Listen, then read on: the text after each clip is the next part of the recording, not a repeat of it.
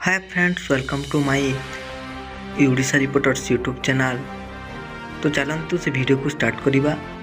गत किछि दिन पूर्व जियो निजर रिचार्ज प्लान रे वृद्धि करने कारण अनेक यूजर्स जियो छाड़ी अन्य टेलीकॉम संस्था सहित जोड़ी होते।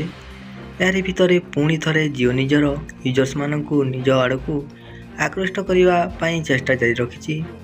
जियो एभली एक सस्ता रिचार्ज प्लान आरंभ कर जो 1 GB डाटा सहित अनेक किछि मिलुछि, अनेक ऑप्शन प्रदान करा जाउछि। कंपनीर सबुठारु सस्ता प्लान रो दाम 209 टंका रहिछि।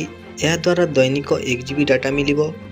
एही प्लान रो वैलिडिटी 22 दिन अटे। एथिरे अनलिमिटेड वॉइस कॉलिंग सहित 100 SMS सुविधा मिलिबो। यार अर्थ एही प्लान रे यूजर्स को कॉलिंग डाटा सहित SMS सुविधा देई थाए। यह अनलिमिटेड 5G डाटा सहित आसी न थाए। डाटा शेष होगा पर 64 kbps रे चलिबो इंटरनेट। एही प्लान सहित कंपनी जियो सिनेमा, जियो क्लाउड एवं जियो टीवी रो सुविधा प्रदान करिथाए। जदि 28 दिनिया रिचार्ज प्लान देखुचंती ताहेले यार दाम 250 टंका रहिबो। एथिरे मध्य दैनिक 1 GB डाटा मिलिबो।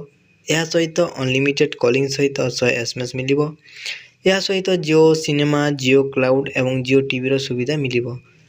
तो दर्शक बंधु, आपण मानक जदि एमिति खबर सुनिबा को भल लागुची ताले मो चैनल को टिके सब्सक्राइब करबा को भूलिबे नाही।